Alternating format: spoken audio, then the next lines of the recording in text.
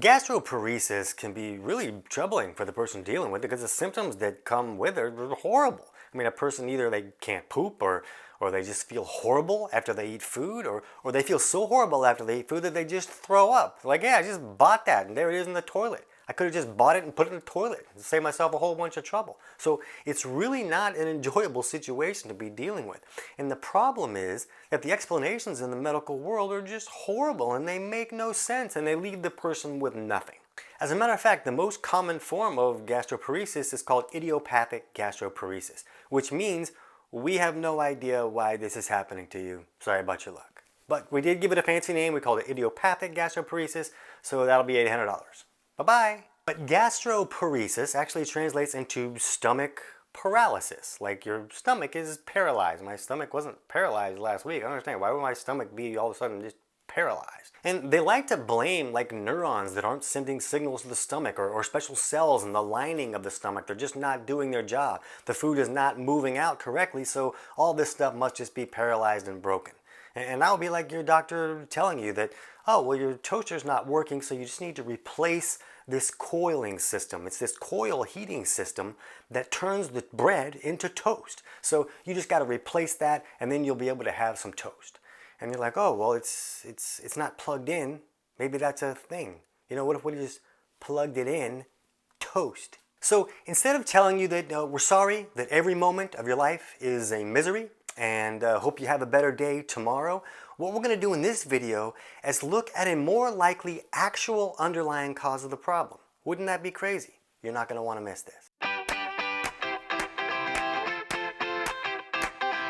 TC Hale is not a doctor and does not claim to be a doctor or licensed in any type of medical field. Don't be an idiot and use anything heard on the show as medical advice. This information should be used for educational purposes only, and you should contact your doctor for any medical advice. Now get off me.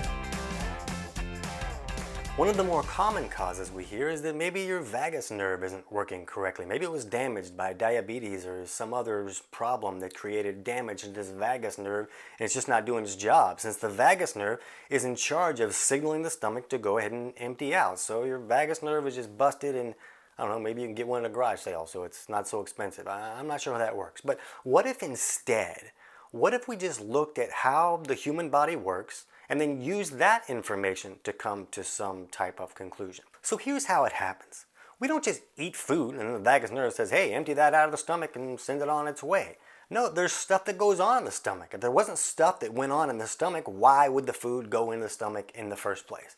So when we eat food, the stomach makes hydrochloric acid, or HCl. And this HCl is acid, just like it says in the name. The point of this HCl is to acidify our food so that we can break it down and pull the nutrients out of that food. That's why we eat food. We eat food to pull the nutrients out of that food. Now, in order to pull the nutrients out, we have to break the food down. So that's what the stomach does. It makes this acid that starts the breakdown process, and then once the food is properly acidified, then the body can say, hey, okay, it's acidified. Go ahead, stomach. You can send it on its way. Now, here's the problem. A lot of people, for a wide variety of reasons, aren't making enough stomach acid to properly acidify the food in the stomach. So it's not that the stomach is just paralyzed or not doing its job of emptying it out of the stomach like it's supposed to. It's just waiting for the time to be right. There's an appropriate time for the stomach to empty the food out of the stomach. It doesn't just go in and then empty out. Things have to happen first. So it's waiting for that food to be acidified. Now, if a person isn't making enough hydrochloric acid, the food has no choice but to break down by process of rotting and fermenting. Now, this rotting and fermenting takes a lot longer. It creates all kinds of gases and toxins that create pressure in the stomach that cause bloating and nausea and all these other discomforts that people experience when they're dealing with gastroparesis.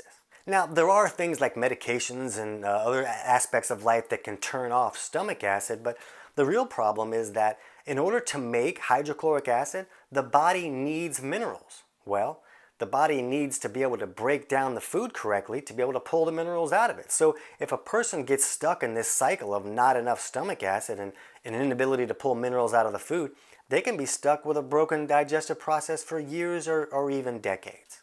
So yes, there are neurons that send signals to the stomach. And yes, there are cells in that stomach lining that do the process of, hey, let's move this along. Let's do this contraction that moves the food out, and all those things really do happen. The problem is that those things get signaled by stomach acid. Once the stomach is acidified properly, then it gets the signal to move the food out and go on to the next part of the digestive process. That makes sense, right?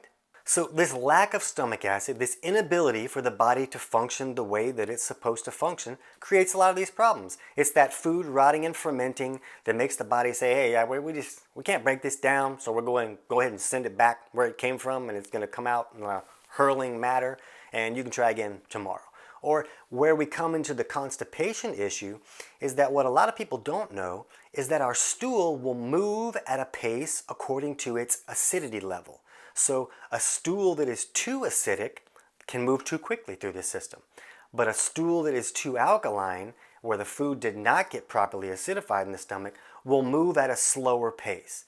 Now this slower pace increases the ability for the stool to become more dry and more hard and more difficult to move, and now I haven't pooped since last Thursday. I don't like it.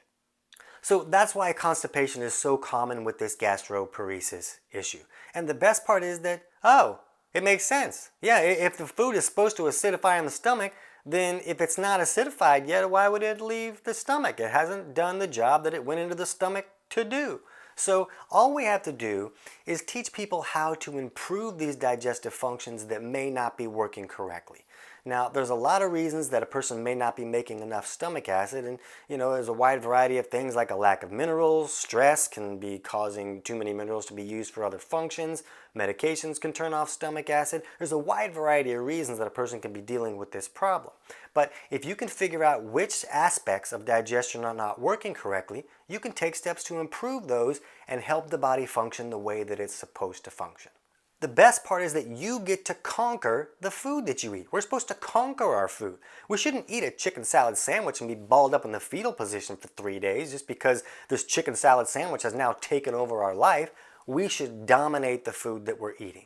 So to help you figure out which aspects of digestion may not be functioning correctly and understanding the steps you can take to improve those, we have a free 4-week digestion course, and I'll put the link down in the description below. Now, there are other possible causes for constipation, like an imbalance at the cellular level called an anabolic imbalance that can cause the body to send too much of the body's water to the kidneys and not enough to the bowels, so the stool can get hard and dry that way. So there are other reasons that a person could be plugged up. But this course will walk you through the process. You can just do it at home and figure out what's going on with your digestion, and then we'll also help you walk through the steps of improving any aspects that may not be working correctly. So for now, you can also watch our playlist on how to optimize digestion and get more insights that way. I can't wait to hear about your results.